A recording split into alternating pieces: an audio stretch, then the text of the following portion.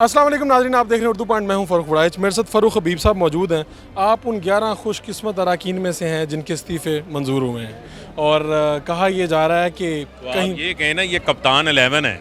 आप कप्तान 11 के जो है वो खिलाड़ी हैं। ये देखें कि इतने लोगों में से आप 11 लोग ही क्यों और फ़ारूक हबीब का नाम उसमें क्यों, क्या इसकी रीज़न नज़र आती है? देखें, ये तो हम तो इमरान खान के जियाले हैं और इमरान खान के सिपाही हैं, और ख़ास तौर के ऊपर जो है, जो पाकिस्तान की कौम है, जो इन्होंने इज़्ज़त दी है, प्यार दिया है, मोहब्बत दी है, फैसलाबाद के लोगों ने अपना एतमाद दिया। वो वोट तो अमानत था इमरान खान का, और हमने जो रिज़ाइन दिए हैं वो अपने ज़मीर की बुनियाद के ऊपर दिए कि जिस असम्बली को छांगा मांगा की मंडी बना दिया गया, जिस असम्बली में राजा रियाज जैसा बकाऊ माल जो है उसको अपोजिशन लीडर बना दिया गया हो, और जहाँ पर एक साजिश के तहत लाया गया एक नालायक आज़म जो है उसको वज़ीर आज़म बना के बैठा दिया हो, उन असम्बलियों में बैठने का कोई जवाज़ नहीं था।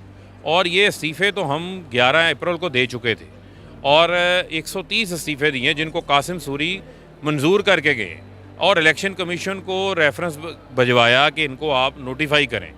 अब उसके बाद इलेक्शन कमीशन ने नोटिफिकेशन नहीं किया। इलेक्शन कमीशन ने अपनी वही तारीख दोहराई जो पहले दोहरा रहे हैं। जितने भी उनके फ़ैसले हैं, उन फैसलों का झुकाव पीडीएम की तरफ नज़र आता है। अभी जो मौजूदा इक़दाम है राजा परवेज़ अशरफ का, वो पिक एंड चूज़ नहीं कर सकते।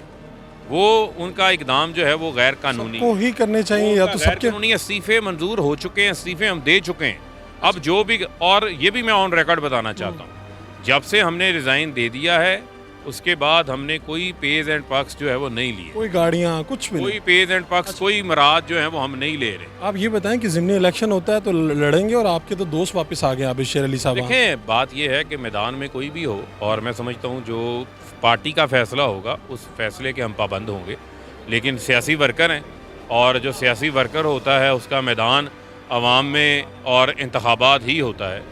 तो इंतखाबात जब भी होंगे तो इसमें हिस्सा लेंगे। सोशल मीडिया पे ये खबरें चल रही हैं, आप इसकी तस्दीक कर दें कि कहीं पे ये मंसूबा बना जी फ़ारूक हबीब को गेम से बाहर किया जाए, इलेक्शन हो तो जीतने ना दिया जाए। आपके पास क्या खबर है? ऐसा है? देखें, बात ये है ना कि वो कहते हैं कि एक प्लान इंसान बनाता है, एक मंसूबा अल्लाह ताला का होता वही है जो अल्लाह ताला को मंजूर होता है। यहाँ पर तो जो है वो 10-10, 15-15 हज़ार वोटों की संदूकड़ियाँ भी डाल दी हैं ज़िमनी इंतखाबात में, लेकिन उसके बावजूद, धांधली के बावजूद जो है, आप ये देखें कि टर्न आउट इतना हुआ कि पीटीआई 15 सीटें जो है वो ज़िमनी इंतखाबात के अंदर जीती। धांधली हुई है ज़िमनी इलेक्शन? धांधली नहीं, धांधला करने की कोशिश की उसके है, बावजूद आप लोग जीत। मैनेजमेंट उनकी नाकाम हुई है। इसी वजह से तो मैं कह रहा था कि बहुत सारे लोगों को जो है वो सरप्राइज़ मिला। आप कह रहे हैं इस्तीफा मंजूर करने तो सबके करो, वरना 11 वाली कोई गेम नहीं। देखें, हमने अपना एक असूली मौक़िफ़ दिया कि 130 लोगों ने रिज़ाइन दिए।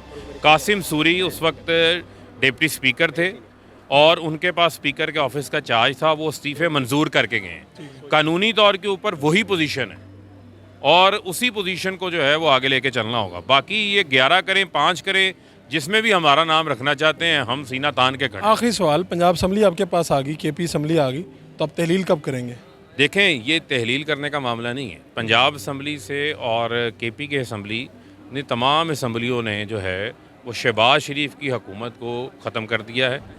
अब शहबाज शरीफ की जो हुकूमत है वो सिर्फ इस्लामाबाद टोल प्लाजे तक रह गई है। उससे आगे जो है वो इख्तिताम हदूद शहबाज शरीफ हुकूमत है, और आपने बड़े बड़े बैनर्स भी जो है वो देख लिए हैं। तो अब मैं समझता हूँ कि उनको चाहिए कोई लंबे बूट शूट पहना करें, हेड शर्ट पहना करें, और इस्लामाबाद की ब्यूटिफिकेशन का काम करें, CDA के अमले को साथ लेकर।